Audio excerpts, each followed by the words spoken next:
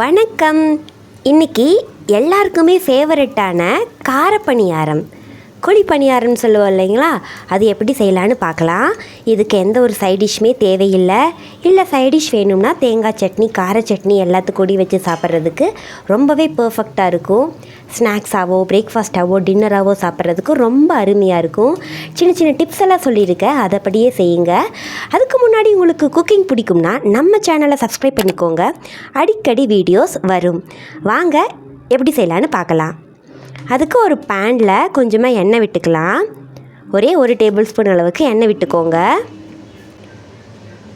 எண்ணெய் நல்லா சூடானதும் ஒரு 1/4 டீஸ்பூன் அளவுக்கு கடுகு போட்டுக்கலாம். கடுகு பொரிஞ்சதும் 1 டீஸ்பூன் அளவுக்கு உளுந்து, 1 டீஸ்பூன் அளவுக்கு கடலைப்பருப்பு போட்டு நல்லா தாளித்து விட்டுறலாம். எல்லாமே நல்லா பொரிஞ்சு வரணும்.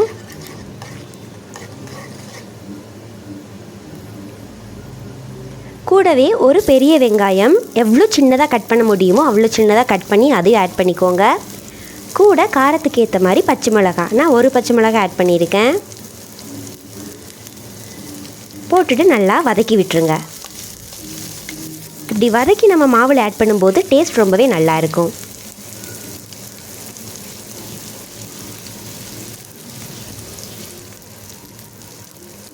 இப்போ கொஞ்சமாக உப்பு போட்டுக்கலாம். இந்த தாளிப்புக்கு அளவாக போட்டுக்கோங்க, ஏன்னா மாவில் நம்ம ஆல்ரெடி உப்பு போட்டிருப்போம். ஸோ இந்த தாளிப்பு நல்லா சுவையாக இருக்கிறதுக்காக லைட்டாக உப்பு ஆட் பண்ணி நல்லா வதக்கி விட்டுருங்க. மீடியம் ஃப்ளேமில் வச்சு இந்த அளவுக்கு வதங்கினதும் அடுப்பை ஆஃப் பண்ணிவிட்டு நம்ம எடுத்து வச்சுருக்கிற மாவில் ஆட் பண்ணிக்கலாம். மாவோட டெக்ஸ்டர் பார்த்திங்கன்னா இட்லி மாவுக்கு எந்த அளவுக்கு கெட்டியாக இருக்கும் அந்த மாதிரி நல்லா கெட்டியாக இருக்கணும். தோசை மாவில் பணியாரம் ஊற்ற முடியாது. நல்லா கெட்டியான மாவில் அந்த கலவையை நம்ம போட்டுக்கலாம். போட்டுட்டு நல்லா கலந்து விட்டுருங்க.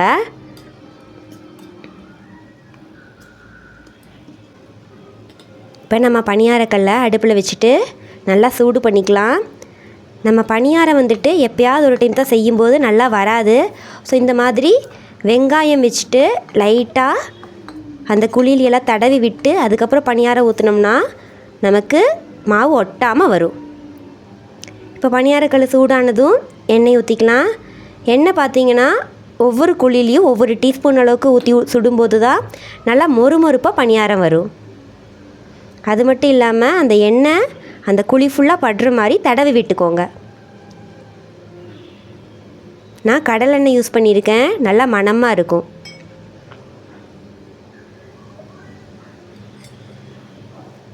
நல்லா சூடாக வரைக்கும் ஹை ஃப்ளேமில் வச்சுட்டு அதுக்கப்புறம் மீடியம் ஃப்ளேமில் மாற்றிக்கோங்க. இப்போ பணியாரம் ஊற்ற ஆரம்பிச்சிடலாம். எடுத்த உடனே சென்ட்ரல் குழியில் ஊற்றாதீங்க. ஒரு 2-3 குழி ஊற்றிட்டு அதுக்கப்புறம் சென்டர் குழியில் ஊற்றுங்க. ஏன்னா சென்டரில் வந்துட்டு சூடு நல்லா நிறையா வரும், ஈஸியாக அது வெந்துடும். இப்போ எல்லா குழியிலையுமே அளவளவாக சின்ன கரண்டி வச்சுட்டு நம்ம கலந்து வச்ச மாவை ஊற்றிக்கலாம். இப்போ மீடியம் ஃப்ளேம்லேயே வெந்து வரணும், அப்போ தான் உள்ள வரைக்கும் நல்லா வேகும். இப்போ நம்ம தோசை மூடி வைக்கிறத போட்டு ஒரு 2 நிமிஷம் நல்லா வேக வச்சுக்கலாம். ஹை ஃப்ளேமில் வேண்டாம், மீடியம் ஃப்ளேமில். இப்போ எடுத்து பாருங்கள்,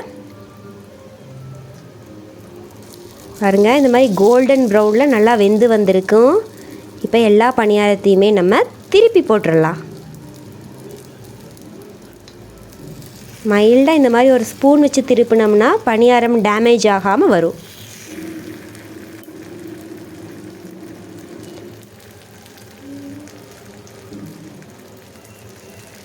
பாருங்கள், இந்த மாதிரி ஓரங்களில் மெதுவாக தள்ளி விட்டு இப்படி எடுத்தோம்னா நல்லா பொசு பொசுன்னு பணியாரம் வரும். இப்போ மீடியம் ஃப்ளேம்லேயே தான் இருக்குது. இப்போ இன்னுமே நமக்கு உள்ளே நல்லா வெந்து வரணும்.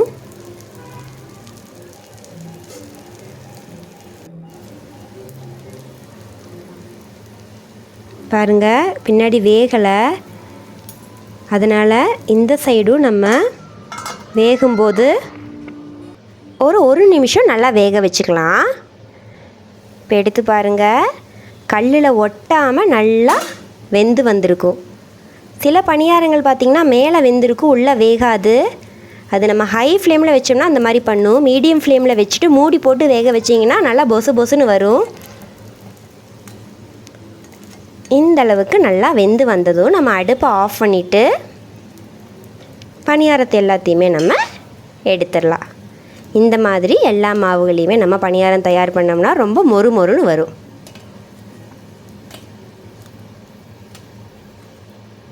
அவ்வளோதாங்க, கார பணியாரம் ரெடி ஆயிடுச்சு. இதுக்கு இன்றைக்கி நம்ம தக்காளி சட்னி வச்சு சாப்பிட போகிறோம். தக்காளி சட்னியோட ரெசிபி நம்ம சேனலில் ஆல்ரெடி இருக்குது, பார்த்துக்கோங்க. பாருங்கள், நல்லா மொறு மொறு மொறுன்னு பணியாரம் ரெடி ஆயிடுச்சு. இது சிம்பிளாக ரொம்ப ஈஸியான ஒரு ரெசிபி, ட்ரை பண்ணி பாருங்கள். இந்த வீடியோ உங்களுக்கு பிடிச்சிருந்தால் லைக் பண்ணுங்கள், சப்ஸ்கிரைப் பண்ணுங்கள், நோட்டிஃபிகேஷன் பட்டன் ஆன் பண்ணிக்கோங்க. நம்ம சேனலில் மற்ற வீடியோஸையும் பாருங்கள். தேங்க்யூ.